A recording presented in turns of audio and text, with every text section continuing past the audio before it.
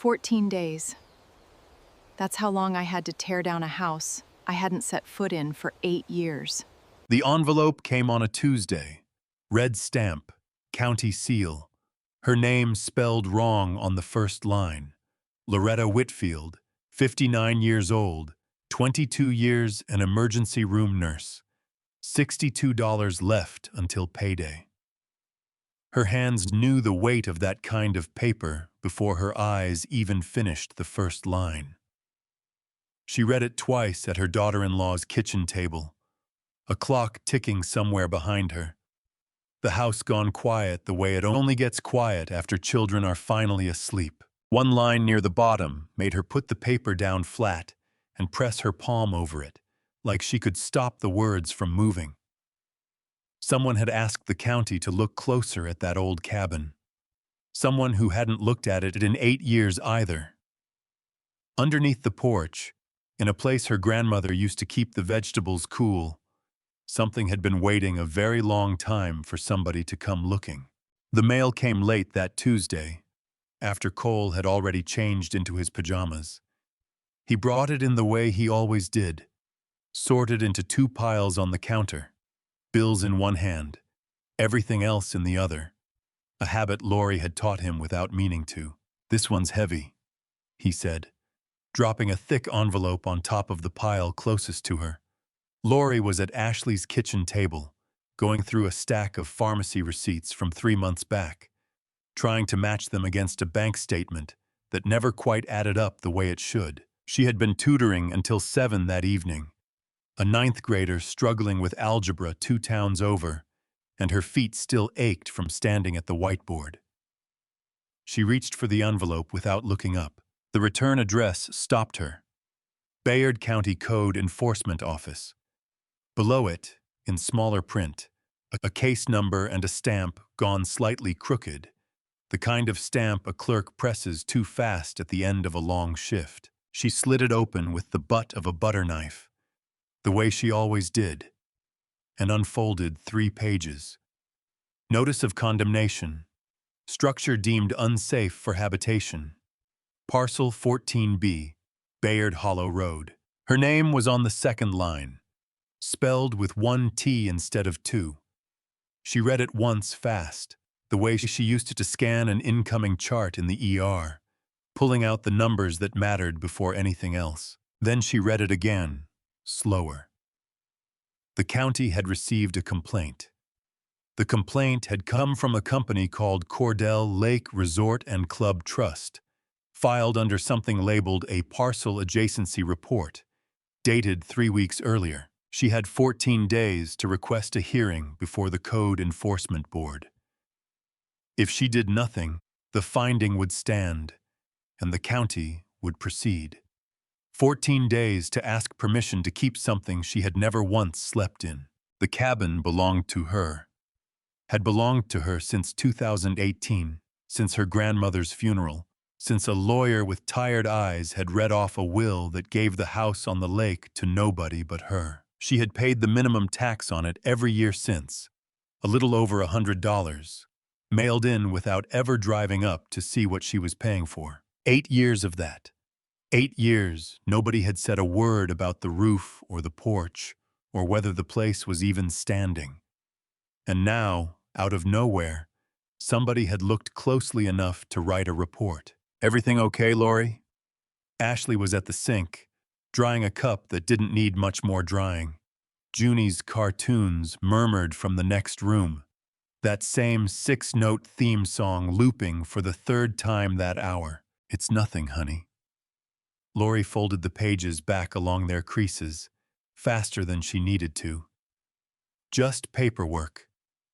She carried the letter to her room later, after the kids were down, and sat on the edge of the bed with it flat on her knees. $62 left in her checking account until Friday. A car with an oil light that had been blinking for a week and a half. A part-time tutoring schedule that paid by the session. Nothing guaranteed. Nothing to fall back on until she turned 60 and the survivor benefit from her husband's Social Security finally kicked in. 11 more months of counting. She looked at the name again. Cordell. Everybody in 3 counties knew that name. The resort, the gates with the gold lettering, the wedding parties that came through every June. She had driven past the entrance more times than she could count, and never once thought the word had anything to do with her own family. Something about it sat wrong anyway, low in her chest, in a place she didn't have a word for yet. Her grandmother's voice came to her then, uninvited, from some porch evening years back, near the end, when Ruth's mind had started slipping in and out like a radio losing signal. Don't you ever let anybody run you off your own land again without papers in your hand. Lori had held her hand that evening and told her she was tired, that she should rest, that nobody was running anybody off anything. She hadn't asked what her grandmother meant by again. She was still holding the letter when the house went quiet around her. 14 days sitting on her lap, like a number she couldn't yet make sense of. Sleep never came that night.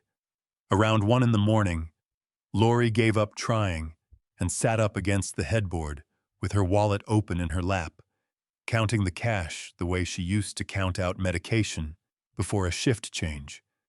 One bill at a time, straightened, sorted by denomination, laid flat. 2 20s, a 10, 2 1s, $62. Same as it had been that afternoon. Same as it would be until Friday. She had done 22 years in the emergency room at Bayard County Hospital, most of them nights, most of them on her feet, from 7 at night until 7 the next morning. She still had the walk from it, quick and even, the kind that didn't waste a step. She'd learned to read a chart in 9 seconds, learned to know which numbers on a monitor could wait and which ones couldn't, learned to keep her hands steady while everything around her wasn't. None of it had prepared her for reading a foreclosure notice at midnight. Her husband Wade had worked the mines for 31 years before his lungs gave out on him. Black lung, the doctor called it in 2015, though everyone up here just called it what it was. The mines finally collecting what they'd been owed the whole time. He died in the spring of 2021, in the back bedroom, with Lori holding the same hand she'd held through 2 labors and 1 husband's worth of bad years and good ones. She could still feel, some nights, exactly where his fingers used to rest against hers. She had quit the hospital 8 months before that, and never gone back.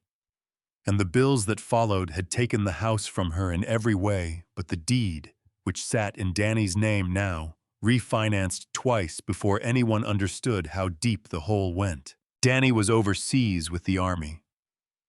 Ashley and the kids had moved in the spring of 2023 because 2 incomes had never once stretched further than 1 roof, and Lori had given up complaining about it around the same time she'd given up expecting things to get easier before they got harder. Her knees ached tonight, the way they always did past midnight.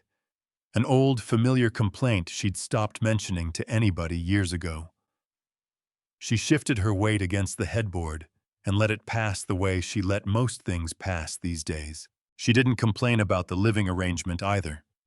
She'd given Cole and Junie the bigger room without being asked twice, and she slept fine in the smaller one mostly. The cabin was a different kind of debt.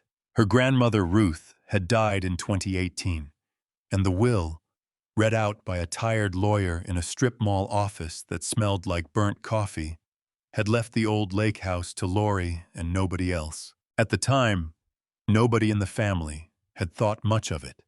A falling-down place nobody had lived in for years.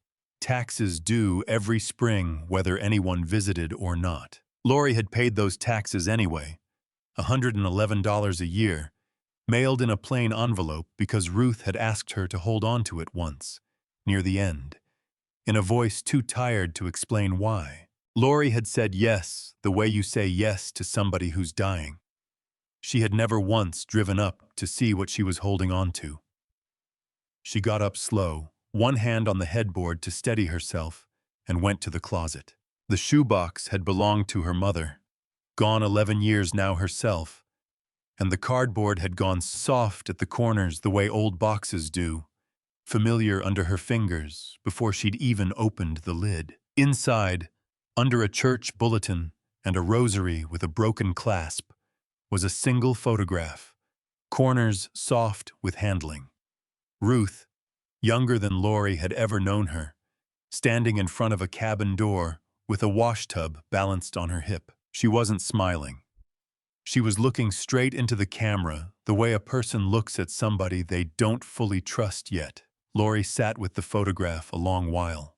She was 11 the one time Ruth drove her up to what she'd called the old place. No explanation given before or after. They'd parked at the edge of a cleared lot.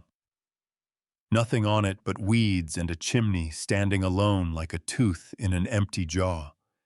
And Ruth had stood there looking at it for so long that Lori had finally tugged her sleeve and asked if they could go. Ruth hadn't answered.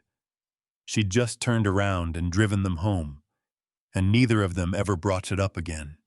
Ashley appeared in the doorway around 2, hair pulled back, one of Wade's old flannel shirts hanging off her shoulders, the way it always did when she couldn't sleep either. "You're still up." "Couldn't shut my brain off." Ashley came and sat on the edge of the bed, glanced down at the photograph without asking what it was. "Lori, we could just let it go. The house, I mean. It's not like any of us ever wanted that place. Let the county have it. One less thing." Lori didn't answer right away. She looked at her grandmother's face a little longer than she needed to, at the set of that jaw, at eyes that weren't asking anyone's permission for anything. "I don't know," she said finally. "I don't know why she made me promise to hold it." The clock on the dresser ticked through the silence that came after. Ashley didn't push. She squeezed Lori's hand once and went back to bed, and Lori sat alone with the photograph until the numbers on the clock blurred past 3. "Grandma, what did you keep up there that I never knew about?" Nobody answered. Nobody ever had. By the time the sky started to gray outside the window, Lori had already made up her mind without saying so out loud, not even to herself. In the morning, she put 20 of her $62 into the Taurus at the station on Route 9, didn't tell Ashley where she was headed, and pointed the car toward a road she hadn't driven in over 30 years. Google Maps lost the signal the second the pavement gave out. Lori kept driving anyway, out along this county highway, and then off it, onto a 2-lane road that narrowed by degrees until the yellow line down the middle just quietly disappeared. Past that, gravel. Past the gravel, dirt, the Taurus rocking through ruts deep enough to catch a tire if she wasn't careful. The oil light blinked steady on the dash the whole way, an orange heartbeat she'd learned to ignore. No air conditioning worth mentioning either. She drove with both windows down, one arm out, the heat pressing in thick and green-smelling off the trees. She passed the resort gates about 4 miles in. They rose up out of nowhere, wrought iron and gold lettering. Cordell Lake Resort and Club, a guardhouse with a young man in a collared shirt, waving through a line of cars that didn't look like they'd ever driven on a road like the one Lori was on now. A wedding tent showed white through the trees beyond the gate. String lights already up for that evening. She slowed without meaning to, the way you slow for something that doesn't belong next to what came before it, then kept going. Less than a mile past the gates, the road turned to nothing but dirt again, and the world went quiet the way it does when there's nobody left to keep a place up, except somebody had. The turnoff toward Bayard Hollow Road was easy to miss, unmarked, half swallowed by brush on both sides, except for a stretch right at the mouth of it, maybe 30 feet, where the grass had been cut low and even, recent enough that the clippings hadn't browned yet. Lori slowed the car to a crawl there, looking at it. Everything around that patch was waist-high and going to seed. That one stretch wasn't. She didn't have a name for the feeling yet. She just noted it. The way she used to note a patient's pulse before she had the full picture. Write it down. Keep moving. Ask questions later. The last building before the turnoff was a country store. One gas pump out front. A hand-lettered sign in the window that said, bait, ice, money orders. Lori pulled in mostly for the gas, and a little because she wanted to hear a human voice say something ordinary before whatever was waiting up that road. The woman behind the counter was maybe 70, reading glasses pushed up into gray hair, ringing up a man's coffee and a scratch-off ticket. She glanced at Lori when the bell over the door rang. The frank once-over of somebody who knew every face within 20 miles and didn't know this one. Help you find something? I'm looking for the old Whitfield place, off Bayard Hollow Road. The woman's hand stopped on the register for just a second longer than it needed to. Not long, long enough. Up past the fork, she said, and pointed with 2 fingers, already turning back to the register. Can't miss it. She didn't ask why Lori wanted it. She didn't ask if Lori was kin. She rang up the gas and made change and said, "Have a good one," in a voice that had already closed the subject. And Lori stood there a second with her change in her hand, feeling like she'd knocked on a door somebody had decided a long time ago not to answer. The last stretch of road climbed and narrowed further, pine crowding in close on both sides. And then it opened all at once into a clearing. And there it was. The cabin sat low against the tree line. One corner of the roof caved in under a fallen limb. The front window shattered inward, moss climbing the north wall like it had all the time in the world. The porch sagged in the middle, but the foundation looked solid enough. Stone, old, the kind of work that outlasted whatever went up on top of it. Beside the front steps, planted in the ground on a metal post, stood a sign. It was new. New the way nothing else about that place was. Clean galvanized metal, black lettering sharp-edged and unweathered. Condemned, do not enter, Bayard County Code Enforcement.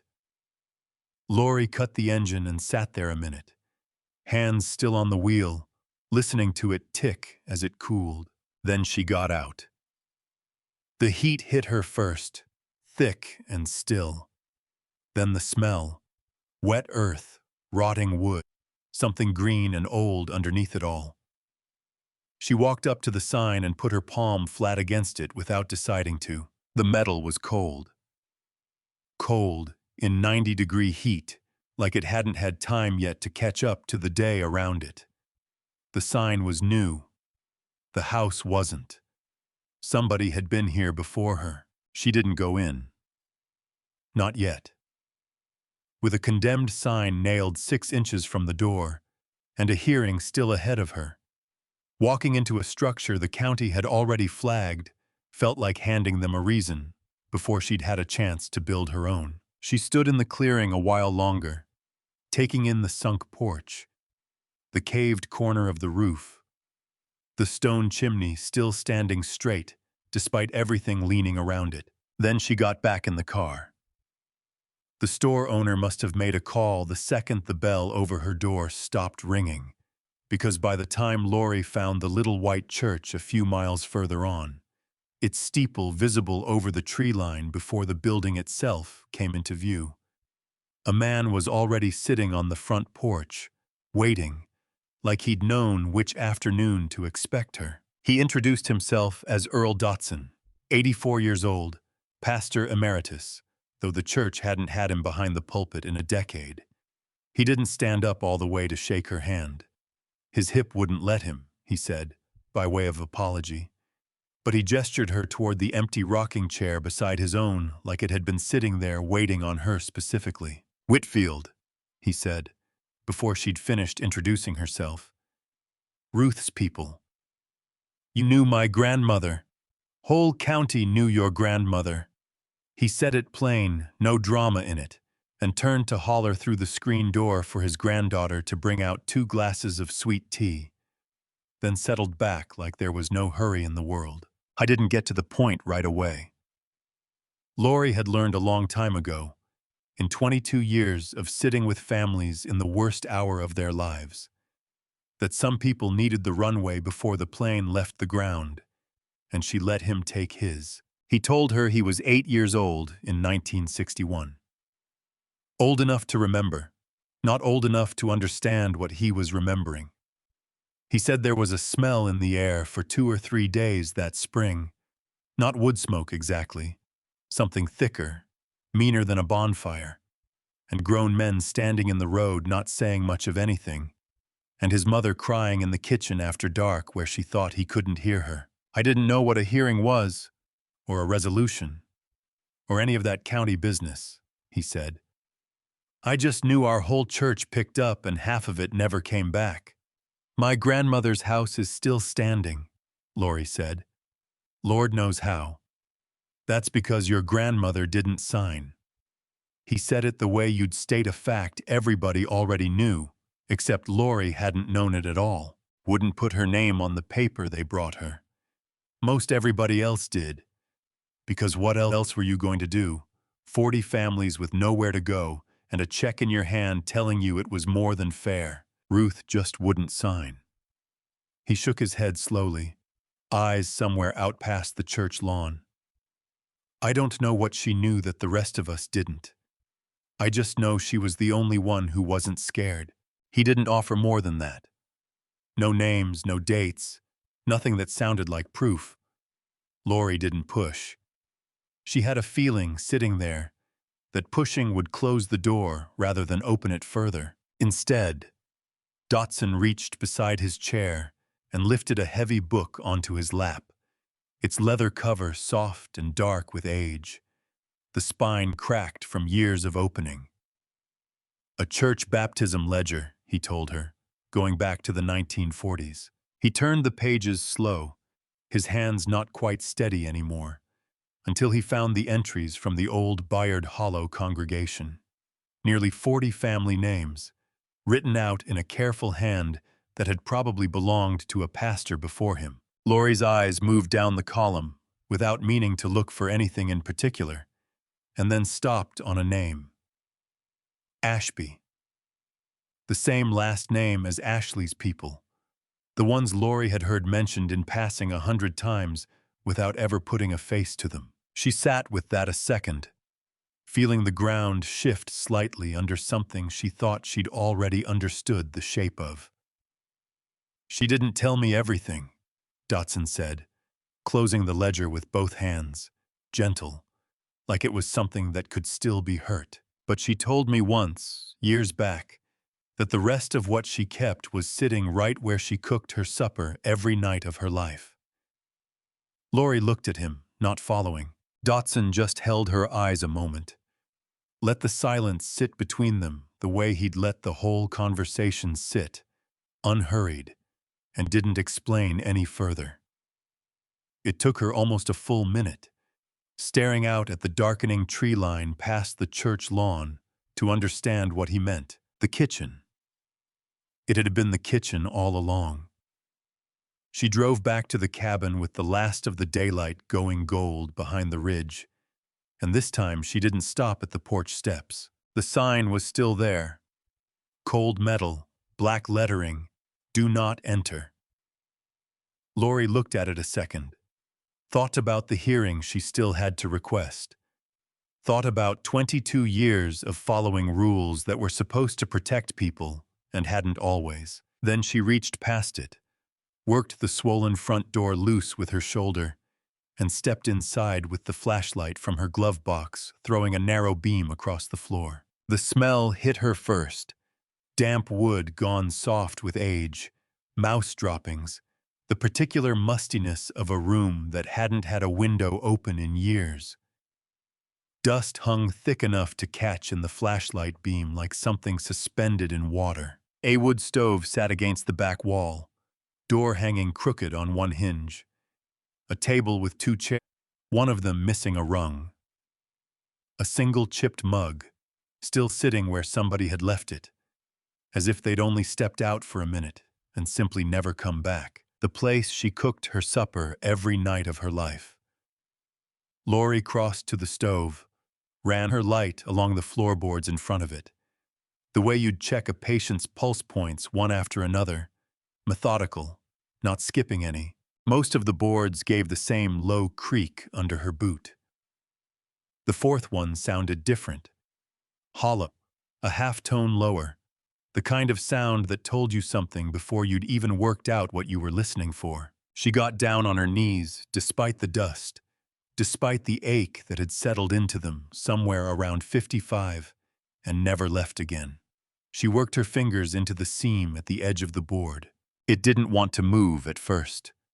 She found an old iron poker leaning by the stove, wedged the flat end into the gap, and levered it up slow, one corner at a time, careful the way she'd once been careful cracking a stuck IV cap without breaking the seal. The board came loose with a groan and a puff of dust that made her cough. Underneath, set into the earth, was a small wooden hatch, a root cellar, the kind every cabin up here used to have before refrigerators made them unnecessary, a place to keep potatoes and jarred vegetables cool through the summer. It wasn't locked with anything fancier than a wooden peg through a hasp, weathered gray, the kind of latch a person could work loose with cold fingers in the dark. Lori turned it and lifted the hatch, and the cold air that came up to meet her hand felt nothing like the July evening outside. Damp, mineral, older than the rest of the house somehow, like it had been keeping its own separate season down there for decades. She lowered the flashlight in first, then herself, half climbing, half lowering down 3 earthen steps into a space barely tall enough to crouch in.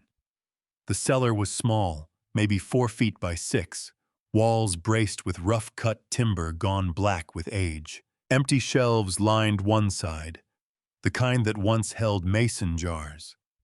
And on the shelf at the back, set apart from the others, wrapped in oilcloth gone stiff and cracked at the folds, sat a biscuit tin. Lori knelt in the dirt and lifted it into her lap with both hands. The oilcloth had been folded with care, corners tucked under corners, the way you'd wrap something you meant to open again someday. She worked it loose slowly, not because it resisted her, but because some part of her understood, without being told, that this deserved to be done slowly. The tin underneath had rusted at the seams, but held its shape, a faded picture of a rose garden still visible on the lid under 60-some years of tarnish. She pried the lid off with her thumbnail. It gave with a soft, protesting creak.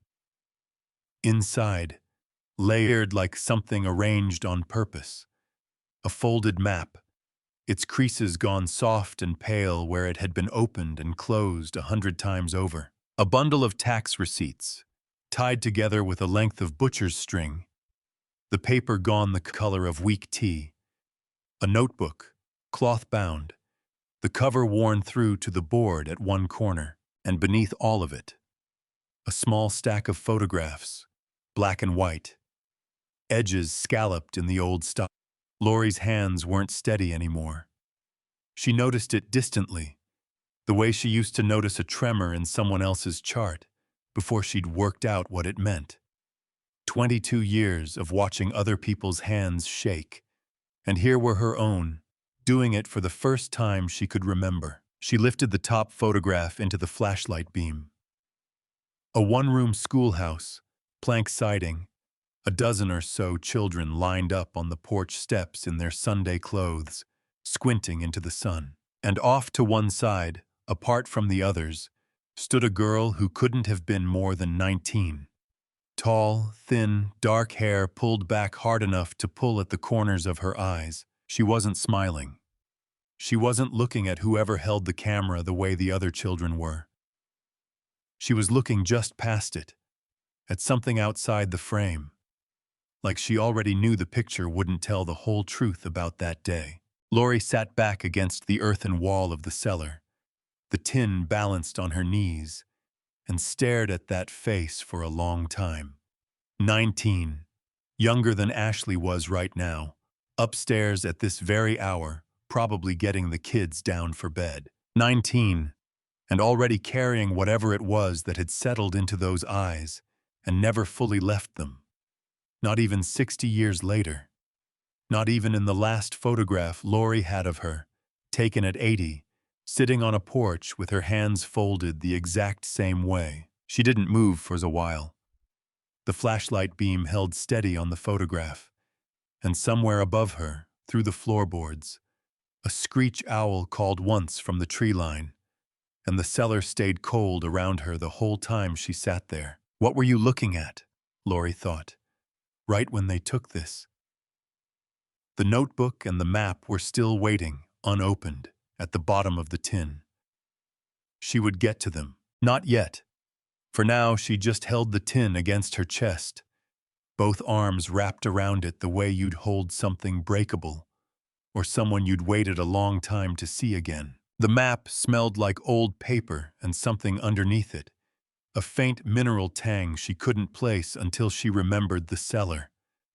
65 years of damp earth had worked its way into the fibers and never let go. Lori spread it flat on Ashley's kitchen table around 11 that night, weighting the curled corners down with a salt shaker and 2 coffee mugs.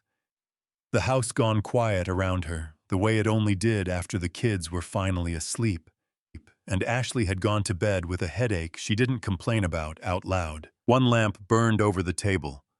Everything past its reach sat in shadow. Her coffee had gone cold an hour ago, and she drank it anyway, out of habit more than thirst, the same way she used to drink cold coffee standing at a nurse's station at 4 in the morning. The refrigerator hummed. Somewhere upstairs, a floorboard settled the way old houses do at night, and she didn't look up, too used to that particular sound to mistake it for anything but the house breathing. The document was official, or claimed to be. A survey map stamped along the bottom edge, Bayard County Fiscal Court, Resolution 61-14, March 1961. The language beneath it dense with the kind of phrasing lawyers wrote for other lawyers. Flood control and reservoir development. Public necessity. Condemnation authorized. A dam, it said.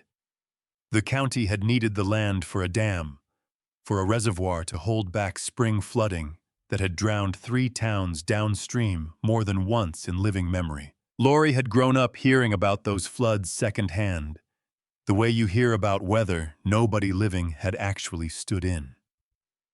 Her eyes went to the date stamped in the corner, out of habit more than suspicion. She'd spent 22 years reading charts, where somebody's handwriting told her more than the diagnosis did. A nurse's note added after the fact. Ink a shade darker than the line above it. Letters crowded slightly where they shouldn't have needed to crowd. You learned to see it without meaning to. Once you'd caught one falsified entry, your eyes never fully stopped looking for the next. The date on the map had been written twice. Not obviously. Somebody had been careful. But the ink sat a fraction darker than the rest of the document, and the numbers leaned just slightly off the baseline, the way a hand does when it's writing over something instead of onto a blank line. She got the magnifying glass from Ashley's sewing kit and held it under the lamp, underneath the second layer of ink, faint but there if you knew to look. She could just make out the ghost of an earlier date. Different numbers. She set the map down and reached for the notebook instead, opened it with both hands the way you'd open something that might not survive rough handling. Ruth's writing filled the first dozen pages in pencil gone silver with age, small and careful, a woman making every letter count because paper cost money and she didn't waste it. Most of it was ordinary. Tallies of egg money, a recipe for washing lye soap, a list of names under the heading Ode. Then, near the middle, a page with nothing on it but a single entry, underlined twice. March 12, meeting at courthouse. Doors shut. I stood outside the window and listened best I could. Lori read it again. March 12th. The date printed on the official map, the public notice, the one that gave the reason as flood control and reservoir necessity, read March 23rd. She sat with that 11 days, a long moment, before the numbers fully landed. 11 days. The meeting behind closed doors had happened 11 days before the county ever told the public why it was taking their land. Whatever had been decided in that room on March 12th, it hadn't waited on the reason the public was given for it.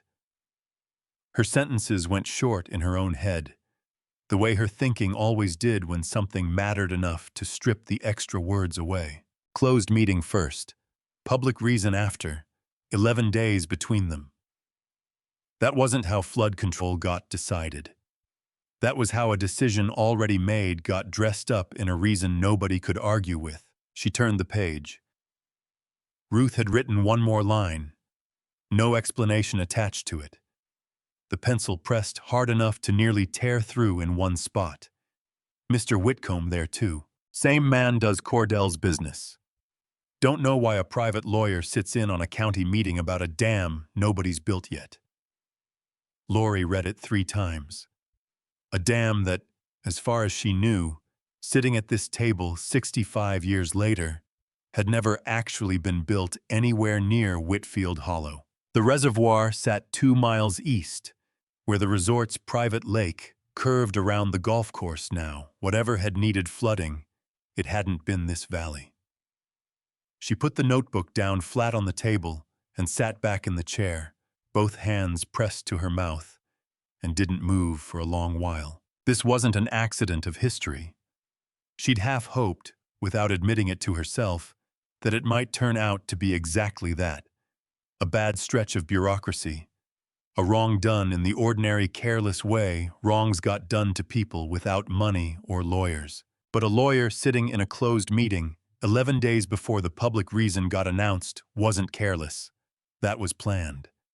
Somebody had built the excuse after they'd already made the decision it was meant to excuse. And a 19-year-old girl with a 6th grade education had stood outside a courthouse window and written it all down anyway. The date, the name, the 11 days, not because she understood exactly what she was looking at, but because some part of her had known it mattered enough to keep. Lori looked at the handwriting again, small and even, every letter deliberate.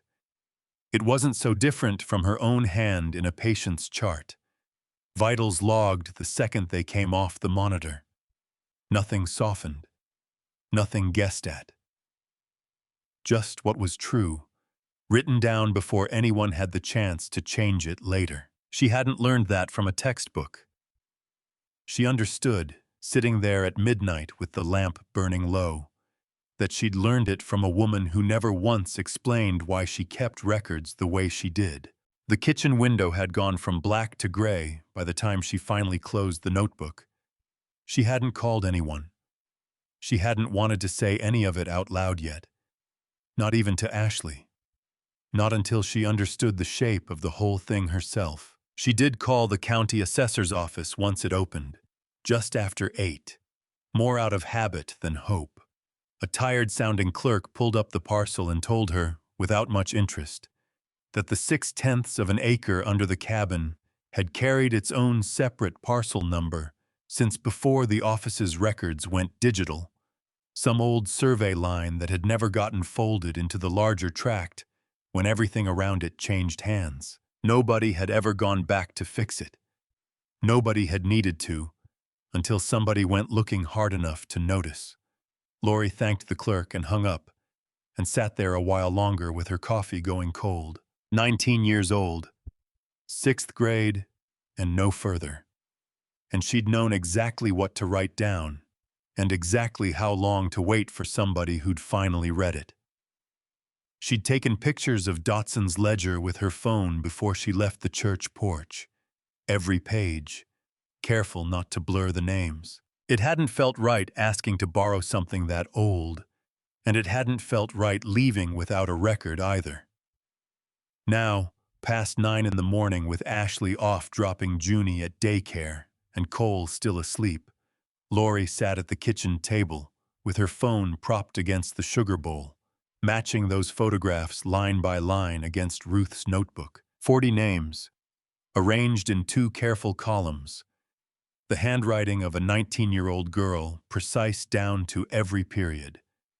The 2 lists matched almost exactly. Dotson's ledger giving the families, Ruth's notebook giving what the county had actually paid them to leave, $180, most households. A few, families with no man left to argue on their behalf, no more than 95. Lori sat with that figure a while. $95 in 1961 for a house and a garden, and however many years a family had put into both. 40 families. She said it once under her breath, just to hear how it sounded out loud in an empty kitchen, and it sounded like nothing at all, a number too round and too small to hold what it was supposed to be holding. Her finger stopped 3/4 of the way down the second column. Ashby, Wendell, and Opal. 2 children. She read it twice before it landed. Ashby, not Ashley, she caught herself thinking. The 2 words close enough in her mouth to trip over each other. But Ashby was Ashley's people. She was almost sure of it. Some half-remembered mention over a holiday dinner years back. An offhand comment about a great-grandfather who'd lived near the lake before the family scattered off to 3 different counties. Lori had never asked more about it. Nobody had thought there was more to ask. She was still staring at the name when she heard Ashley's car in the driveway. "Ashley," she called, before she'd fully decided to. "Can you come here a second?" Ashley came in still in her work polo, keys in hand, Cole trailing sleepily behind her in socked feet. She glanced at the notebook and the phone propped against the sugar bowl, then at Lori's face, and something in her own face shifted before Lori had said a word. "What is it?" Lori turned the phone so the photograph of the ledger page faced her. Didn't say anything at first, just pointed. Ashley leaned in. "Read it. Read it again." "Wendell Ashby," she said slowly, like she was testing whether the name still fit right in her mouth after all these years of not saying it. "That's... My grandma used to talk about her daddy, said he had land near a lake once, before it got taken for some government project. She never said which lake, never said Bayard." Her hand had come up to cover her mouth halfway through the sentence. "I always figured it was some story that got bigger every time somebody told it." "It wasn't," Lori said. 2 children. That'd be your grandmother and somebody else. A brother, maybe." Ashley pulled out the chair across from her and sat down hard, like her legs had made the decision without asking her first. She read the name a 3rd time. Her fingers, when she finally reached out and touched the edge of the phone screen, weren't quite steady. Cole stood in the kitchen doorway in his socks, not saying anything, watching the 2 of them, the careful way kids watch when they don't understand the words, but understand exactly how much weight is sitting in the room. Lori caught his eye once and gave him the smallest shake of her head. "Not now, baby."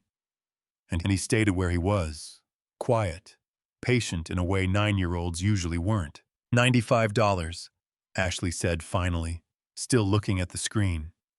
"That's what they got. For all of it. That's what your family got.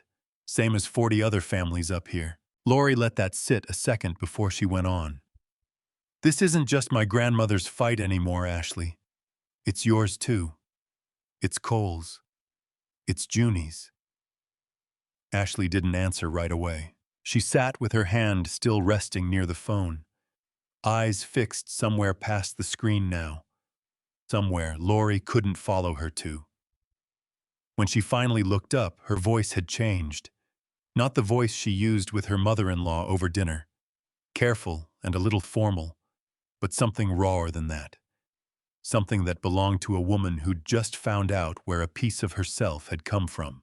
"I want to help you figure this out," she said. Lori reached across the table and covered Ashley's hand with her own, the way she used to hold a family's hand in a waiting room before delivering news that would change the shape of their week, their year, sometimes the rest of their life. This felt different. This felt like the news was already changing something for the better, even before either of them knew exactly what to do with it. Ashley stood up and came around the table, and for the first time in the 3 years she'd lived under Lori's roof, through Danny's deployment, through 2 Christmases, through every polite dinner and every careful thank you for having us, she put her arms around her mother-in-law and held on like she meant it. Lori held her back the same way. Over Ashley's shoulder, she caught Cole still standing in the doorway, watching, not asking, and she thought, not for the first time that week, that some things got passed down in a family, whether anybody explained them out loud or not. That evening, after the kids were down, she started a new page in Ruth's notebook, beneath the old, careful handwriting, and began writing down every family name she thought she might still be able to find. 40 families, once. She didn't know yet how many were still close enough to reach. She only knew, with 14 days closing in fast on 11, that she wasn't planning to hold what she'd found by herself anymore. The voice on the phone was polite, almost warm, when it told her the stay had been denied. Lori had filed her hearing request 2 days after she'd found the tin, mailed it certified, the way the notice instructed, requesting both a formal hearing before the Code Enforcement Board and a temporary stay on the demolition timeline while that hearing was pending. A woman from the county clerk's office called to confirm receipt, her tone the kind reserved for people you weren't allowed to be rude to, but had no particular reason to help either. The hearing itself was scheduled. That much stood. But the stay, the piece that mattered, the piece that would have stopped any clock from running while lawyers sorted out what Ruth's notebook actually proved, had been denied that morning. The board received a supplemental filing, the clerk said, reading off something in front of her, from counsel representing Cordell Lake Resort and Club Trust, citing structural risk to the adjacent watershed conservation easement. Given the severity, the board didn't feel a stay was appropriate pending review. Lori sat very still with the phone against her ear. Structural risk to the adjacent watershed. She'd read those words somewhere before, or words close enough to them. Not in this decade, not about this house, but in the language Ruth had copied down in pencil in 1961, the language a courtroom lawyer had dressed a land grab in the last time this family stood in this exact spot. Public necessity then. Watershed conservation now. Different words, same shape, the kind of shape you only recognized if you'd already seen it once. She thanked the clerk for calling. She didn't remember deciding to be polite. It was just what came out. 9 days left until the board's ruling would stand unchallenged, and the county's original order, 14 days from the notice, no stay attached, would move forward exactly as written. She was still sitting with the phone in her lap, not moving, when her own phone buzzed with a text from Ray. Car sitting by the old place. Nobody getting out. You expecting anybody? She called him instead of texting back. Through the phone, she could hear his truck engine, the particular gravel and wind sound of him pulled over on the shoulder somewhere near the turnoff. He told her it was a dark SUV, no plate she could read clean in the dusk light, parked at the mouth of Bayard Hollow Road for about 20 minutes, engine off. Nobody stepping out that he could see. Then it had pulled away, slow, unhurried, like whoever was inside had gotten whatever they'd come for just by sitting there looking. Lori. Ray's voice had dropped into a register she recognized from their childhood, the one he used to use right before telling their mother he hadn't broken anything, even when he had. I'm not trying to tell you your business, but you need to think real hard before you go stirring this up any further. Somebody's already stirring it, Ray. I didn't park that car. I've worked maintenance for that resort 20 years. He said it flat. Not defensive exactly, just tired. Health insurance. The 401k Danny's got waiting on him when he gets back. I can't afford for my sister to be the reason that job's not there anymore. She didn't have an answer for that one that didn't cost him something. She told him she loved him, and that she'd be careful. And neither of those things was quite a promise, and they both knew it. He hung up sounding no less worried than when he'd called. Lori got in the Taurus that evening anyway and drove out to the cabin, alone, and sat in the driver's seat with the engine off, looking at the sign through the windshield until the last of the light went out of the sky. She didn't cry. She'd never been much of a crier, not even at Wade's funeral, not even the hospital called about her mother. She just sat there, both hands loose in her lap, and let the question turn over as many times as it needed to. Am I about to make the same mistake this whole family's been scared to make for 65 years? Or was this, sitting here, 9 days out, no lawyer, no money, a dead woman's notebook on the passenger seat, exactly the thing Ruth had spent her whole life quietly getting ready for? She called the number Dotson had given her before she left the church that first afternoon. A rural legal aid office 2 counties over. It rang through to a recording. The attorney who handled land disputes was out of the office. Back in 5 business days. Please leave a message for a callback. 5 days. 9 minus 5 left her 4. 4 days, no attorney, no money, nothing behind her but a biscuit tin and the handwriting of a girl who died 8 years ago, believing somebody would eventually read it in time. Ray showed up around 8 that night. No call first. A grocery bag hanging off one arm. Fried chicken from the gas station on Route 9. The only kind of apology he'd ever been good at giving. They ended up on the porch instead of the kitchen, the way they usually did when something needed saying that didn't want 4 walls around it. Lori brought out 2 glasses of tea she didn't remember pouring. For a while, neither of them said much of anything. The porch light drew a few moths, and somewhere off past the tree line, a dog barked twice and gave up, and Ray sat with his elbows on his knees, looking out at nothing in particular, in no hurry to start. 20 years, he said finally. Maintenance department.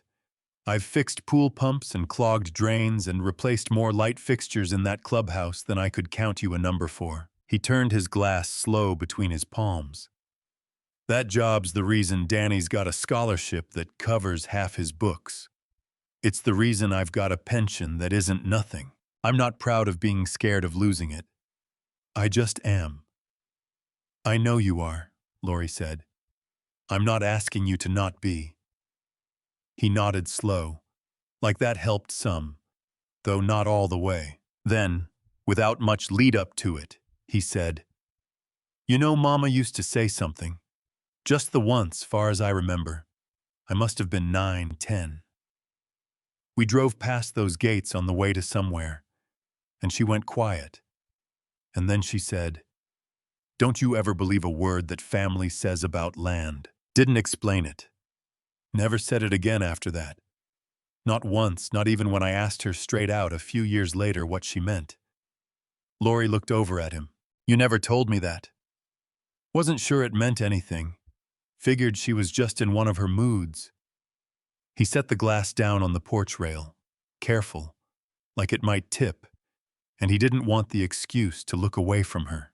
Easier to forget a thing than to carry it around, not knowing what to do with it. I got real good at forgetting that one. Lori went inside and came back out with the notebook, opened already to the page with the March 12th entry, and set it on his knee without a word. Ray held it a long moment before he even looked down at it. Like he already knew that once he read it, he wouldn't get to keep not knowing. His hand shook some, turning the page, just slightly. He read it twice the way she had.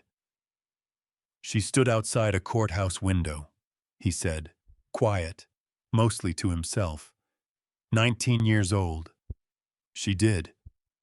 He closed the notebook, gentle, and held it a second longer before handing it back. Like giving it up cost him something he hadn't planned on paying tonight. I'm not going to help you fight this, Lori. I can't. Not with what I've got riding on that job. He stood up, slow, the way a man stands when his knees have 30 years of ladders and crawl spaces in them. But you do what you're going to do. I won't stand in your way. He paused at the top of the porch steps, not turning around. Just don't put my name on anything. Don't tell anybody. I gave you that road name for the notebook. Don't tell anybody I called about the car. I've got a family depending on that paycheck, same as you're depending on whatever's in that tin. I won't, Lori said.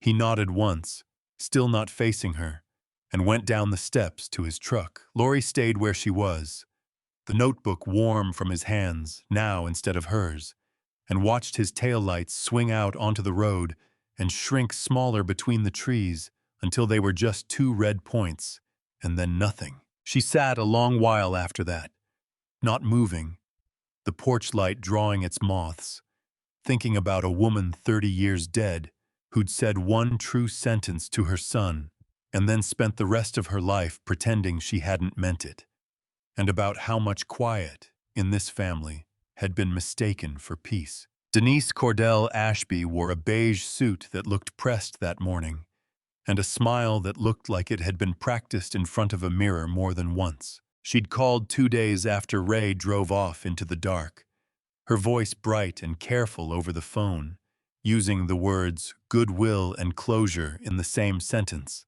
and Lori had agreed to meet her at the coffee shop off the county highway, mostly because she had 4 days left and nothing to lose by hearing somebody out. Denise arrived first, already seated, a slim folder squared up in front of her on the table like she'd measured the angle.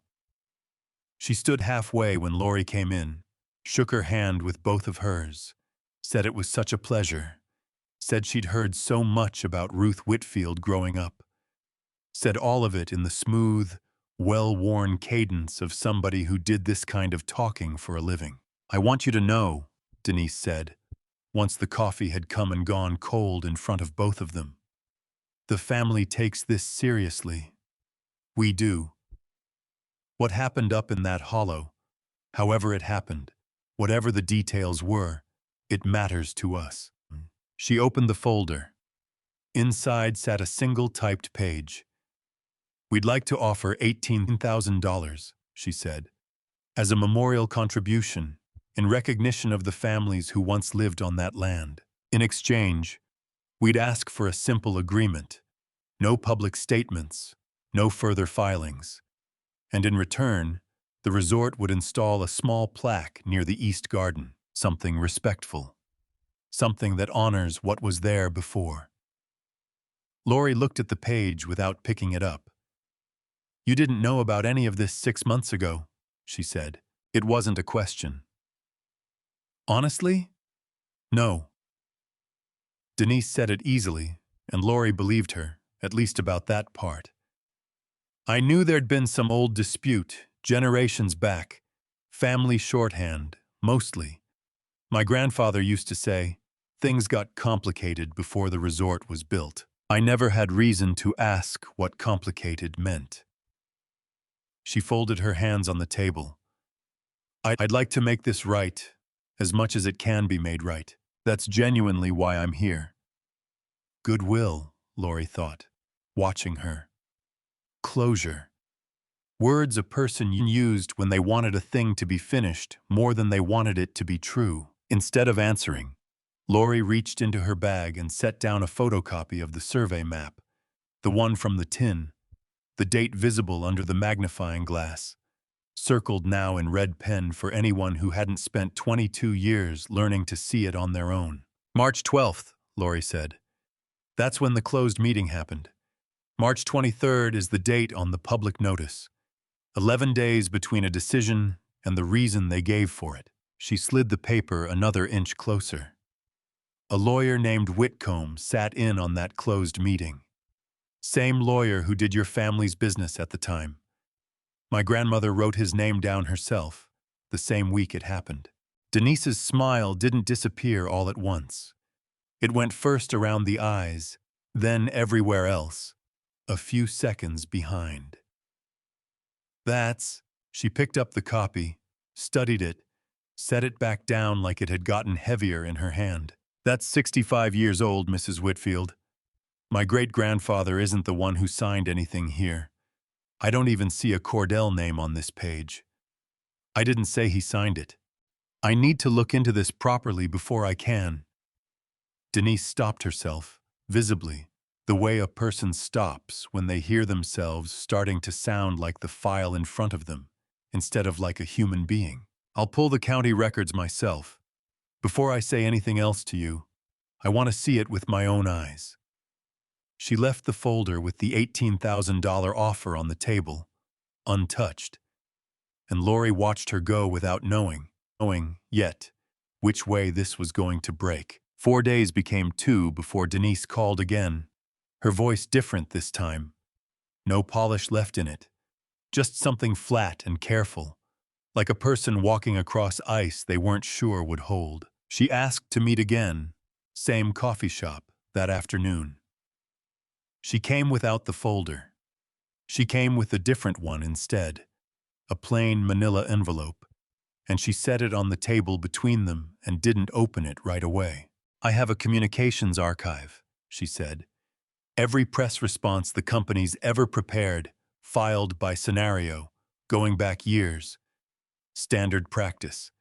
You draft ahead of time for things that might come up, so nobody's caught flat-footed. She pushed the envelope an inch closer.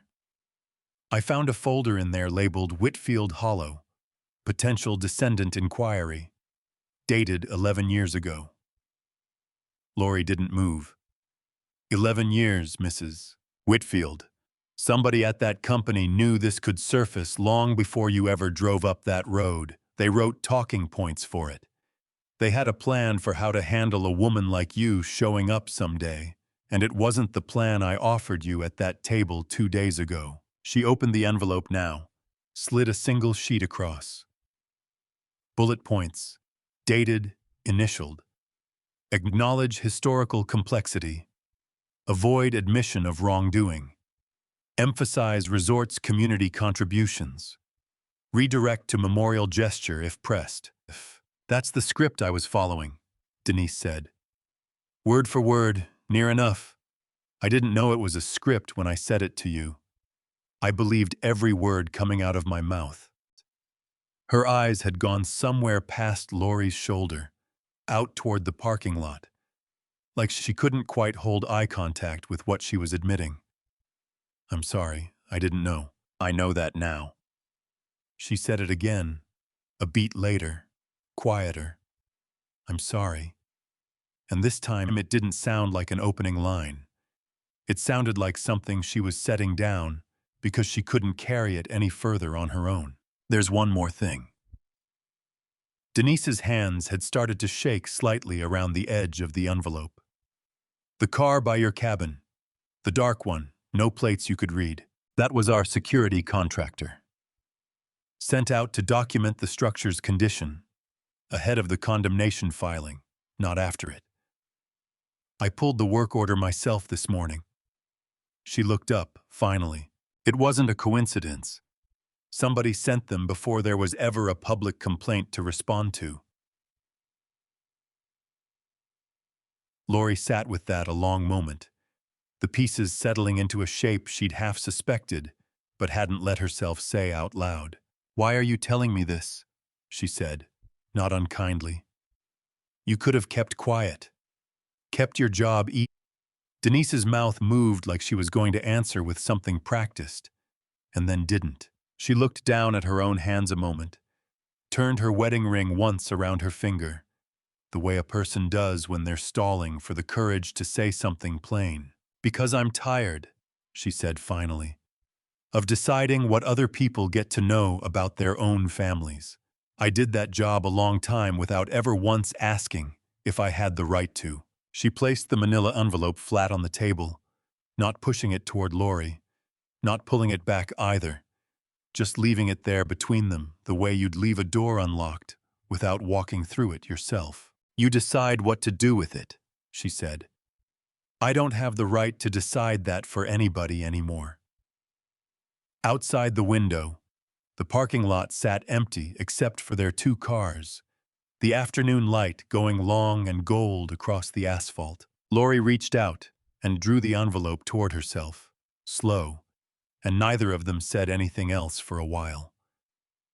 The reporter asked it almost as an afterthought, near the end of a longer sit-down about the resort's 65th anniversary, a puff piece mostly, filmed in the clubhouse lobby with the fountain running behind him for effect. Bradley Cordell sat for it, the way he'd sat for 100 interviews across 2 decades in state politics, jacket off, sleeves rolled just enough to look approachable. The kind of ease that only came from never once worrying. The next question might be the one that mattered. Denise had mentioned the interview to a producer she trusted, off the record, nothing traceable back to her. Just a nudge. One line about some old land questions worth asking, if you're looking for something with local weight. Nobody had told Bradley that part. He walked into that lobby thinking he was talking about golf course renovations and a scholarship fund named after his grandfather. There's been some chatter, the reporter said, almost gently, flipping a page on her notepad like it was nothing, about a few families who say their land was taken to build the original reservoir back in '61. Any comment on that? Bradley didn't flinch. 20 years of answering harder questions than that had trained the flinch out of him a long time ago. He smiled the smile that had gotten him elected twice, leaned back slightly, and said the sentence that would end up clipped and replayed more times than anything else he'd said in his career. That land was never really anybody's until my family did the work to make it worth something. 6 seconds. That was all it was. The reporter moved on to the next question, and Bradley moved with her, easy as anything, never once catching what he'd handed her. Never really anybody's, he'd said, the phrase looping back through Lori's mind long after she first heard it. Ashley found the clip that night, forwarded from a cousin in a community group Lori didn't even know existed, and she played it for Lori on the couch with the volume low so it wouldn't wake the kids. She played it once, then again, then a third time, her thumb hovering over the same 6 seconds like she needed to be sure she'd heard it right. Lori watched Bradley's face in the blue light of the phone screen, the easy confidence of it, the small flicker behind his eyes right before the sentence came out, gone almost before it registered. A man who didn't know he was being watched, the way that mattered. A man saying the quiet part because nobody had ever once made him defend it out loud before. If he truly believed the land had come to his family clean, he wouldn't have needed the word never. You didn't have to insist a thing was never anybody's, unless some part of you already knew somebody might say otherwise. Ashley set the phone down on the couch cushion between them. People are sharing it already. Somebody in the group posted the list, the 40 names. Somebody's granddaughter recognized her own great-grandmother's name in the comments. Lori didn't say anything for a while. She thought about her grandmother standing outside a courthouse window at 19, writing down a date because some part of her understood it might matter someday, even if she never lived to see who read it. She thought about Bradley, 60-some years later, sitting under studio lights, repeating a story that had probably been told to him at his own grandfather's knee. A story about vision, about hard work, about land that became valuable because a family made it so. He hadn't lied to hurt anyone. He'd been defending the only version of himself he'd ever been given. Lori understood that. She turned it over a long moment, sitting there in the dark living room with the phone screen gone black between them. She still couldn't forgive it. Ashley turned the lamp off a few minutes later, and the two of them sat in the dark a while longer, saying nothing, listening to the house settle around them, the way it did every night. Except tonight, somewhere out past the county line, a 6-second clip was moving from phone to phone into inboxes that belonged to people whose grandparents had once lived in a hollow nobody in 3 counties was supposed to remember anymore. Grace Odom called back a full day sooner than her voicemail had promised.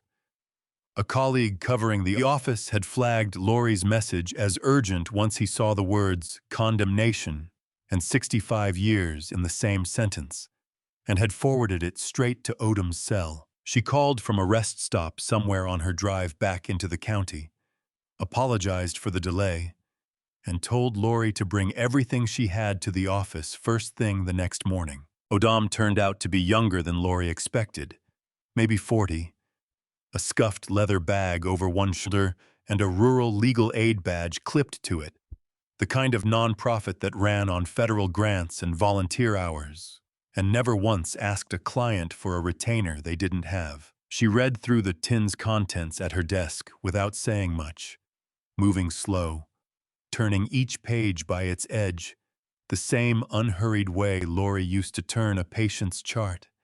And Lori found herself trusting the woman's hands before she trusted a single word out of her mouth. "I want to be straight with you," Odom said finally, setting the map down flat and smoothing it once with her palm. "What you've got here is real, strong enough to stop the clock today on a temporary order, while a judge looks at the rest properly." She tapped the map's corner, where the 6/10 of an acre sat outlined in faded pencil. "This piece, the one your grandmother held onto with her own 2 hands, I like our odds there, could take months. But I think it ends up yours, legal and permanent." "And the rest of it," Lori said. "The other 12 acres. Odom shook her head slow, not unkind, just honest. "That land's changed hands legally a dozen times since 1961. Banks, developers, the Cordells. 65 years of clean transactions sitting on top of a dirty one. No judge in this state is unwinding that in a courtroom. Not for us. Not for anybody." She let that sit a second. "If you want that land back, Mrs. Whitfield, it isn't going to come from a verdict. It's going to come from them deciding to give it." Lori nodded slowly. It wasn't the answer she'd let herself hope for at 2 in the morning with the tin open on the kitchen table. It was, she thought, probably the true one. The meeting itself happened 2 days later, in a conference room on the 2nd floor of a bank building in the county seat. Odom's request, neutral ground, nobody's home turf. The room smelled like cold coffee and fresh toner, nothing like anywhere Lori had ever sat in her life. She laid her documents out across the table one at a time, in order, the same unhurried motion she used to lay out instruments before a procedure. Steady hands, nothing wasted, everything exactly where her fingers would need it next. Bradley didn't come. His attorney did. A man in his 50s with a firm handshake and eyes that gave away nothing, introducing himself as counsel for the trust. No mention of Cordell by first name at all. The opening offer was thin. The company would drop its objection to the 6/10 of an acre, allow the parcel to stand as Lori's without further contest, and consider the matter closed. Nothing about the other 12 acres. Nothing about the 40 families. Nothing about anything being beyond the smallest piece anyone could still argue belonged to her on paper. "That's not enough," Lori said. Her voice came out steadier than she expected. She looked down at Ruth's notebook sitting closed on her knee before she went on, one hand resting flat on the cover, the way you'd rest a hand on someone's shoulder before asking them for something hard. "I'm not here about money," she said. "I don't want a settlement nobody ever hears about. I want the 12 acres put into a community land trust, open to the public, free, with my grandmother's cabin standing on it as a record of what happened there. And I want the truth told at your anniversary event. Not a lawsuit. Not a headline you can spin. Just the truth, said out loud, where the families whose names are in that ledger can hear it.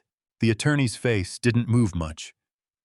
And if we decline, then everything in this room goes to every newspaper in the state before your event opens its doors. The map, the names, the talking points your own communications office drafted 11 years ago in case somebody like me ever showed up. She kept her eyes level with his the whole time she said it. You've got a deal closing with Centerpoint in 30 days that needs every open claim resolved clean. I don't imagine either of those stories helps that timeline much. Nobody said anything for a moment. The attorney gathered his own papers slowly, unreadable, and said he needed to step out and make a call. He left his legal pad behind, closed, and the door clicked shut softly behind him. 15 minutes. Nobody in the room spoke. Odom sat still, hands folded. Lori kept her hand resting on the notebook the entire time, the way she might have kept a hand on a rail during a rough patch of turbulence. Not because it would change anything, just because it steadied her to have something solid under her palm. The clock on the wall ticked through all 15 minutes, without anyone in that room saying a single word. 15 minutes exactly. Then the door opened again. The attorney sat back down without ceremony, opened his legal pad, closed it again. The trust will drop its objection to the 6/10 of an acre. That parcel stands as settled, no further contest, effective today. He paused. As for the rest, the land trust, the anniversary event, I'm not authorized to agree to any of that in this room. What I can tell you is the family won't interfere if people choose to gather on the public right-of-way outside the event grounds that day. That's the most I can offer you. It wasn't the deal Lori had asked for. It wasn't nothing either. Odom caught her eye across the table, a small nod that said, "Take it. It's real. It's more than we walked in with." Lori took it. The anniversary event fell 4 days later, on the front lawn and inside the clubhouse atrium of Cordell Lake Resort. String lights strung between the oaks, a jazz trio warming up near the fountain, a banner across the entrance reading 65 years of vision in gold script. Local news vans parked along the circular drive. Inside, folding chairs faced a small stage where Bradley Cordell would speak at 11. Flanked by a poster-sized photograph of his grandfather, standing at the original groundbreaking. Lori didn't come with a plan to get inside. She came the way the settlement allowed, to the public grass beyond the property line, where anyone could stand. She wore the good dress Winnie would have told her to wear, if there'd been a Winnie in this story, and she brought Ruth's notebook in a canvas bag over one shoulder, and she brought Ashley, and Cole stayed home with a neighbor because nobody quite knew yet what this was going to be. She hadn't expected 40 people to already be standing there when she arrived.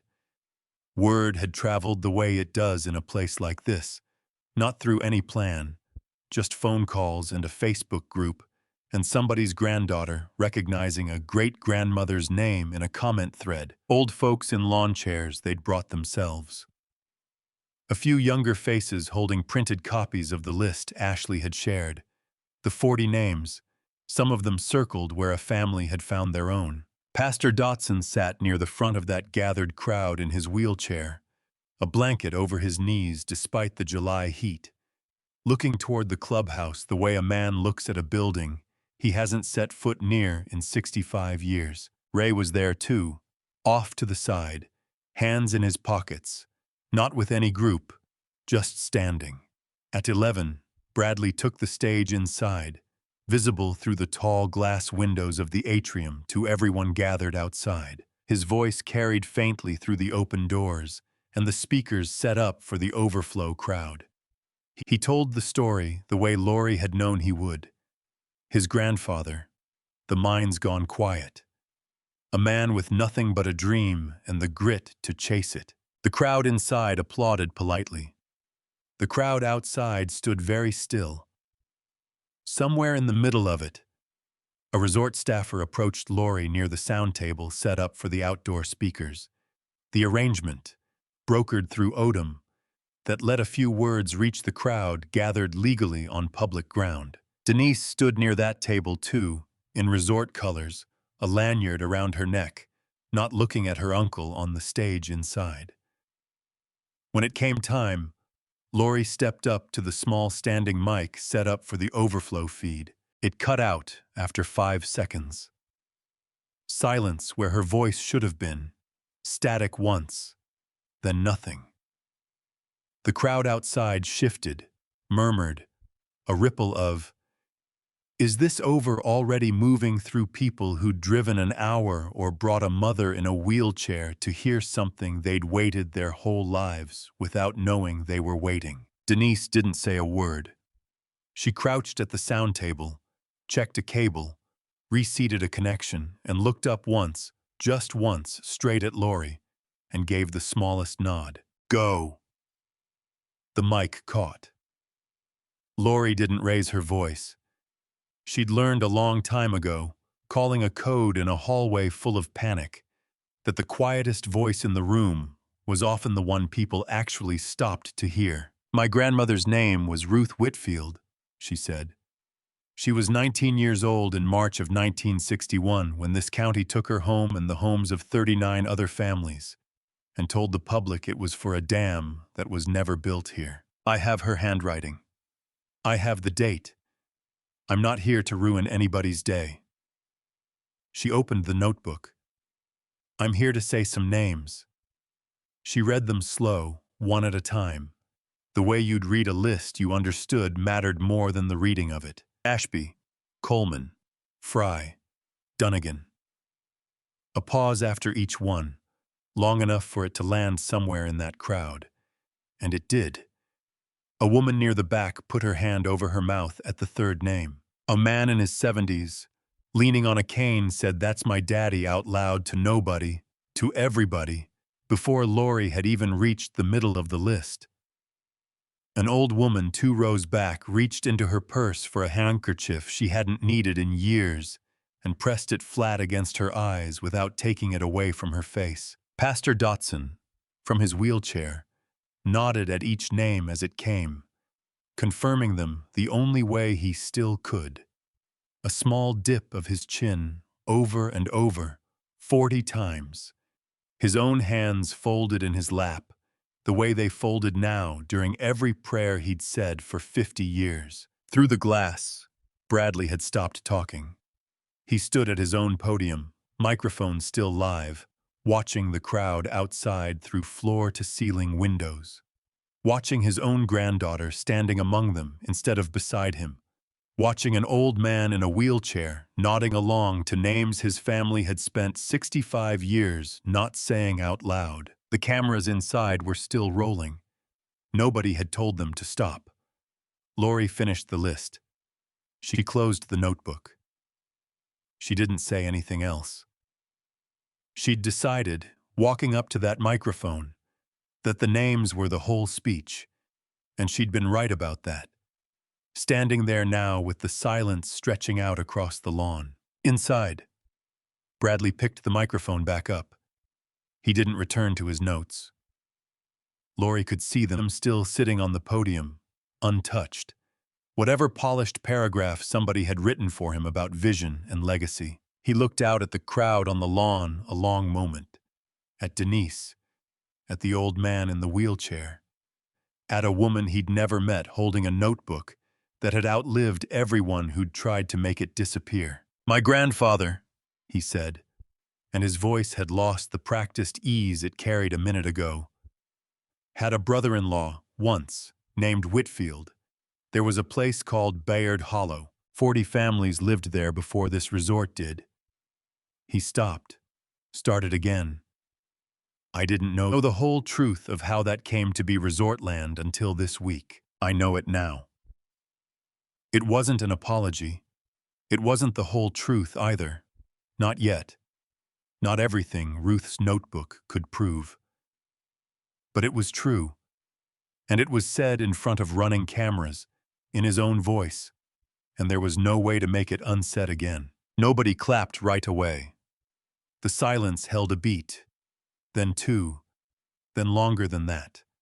Long enough that Laurie wondered if it was over, if this was simply what it looked like when 65 years of quiet finally broke, and nobody knew yet what to do with the sound of it breaking. Pastor Dotson raised one hand from his lap.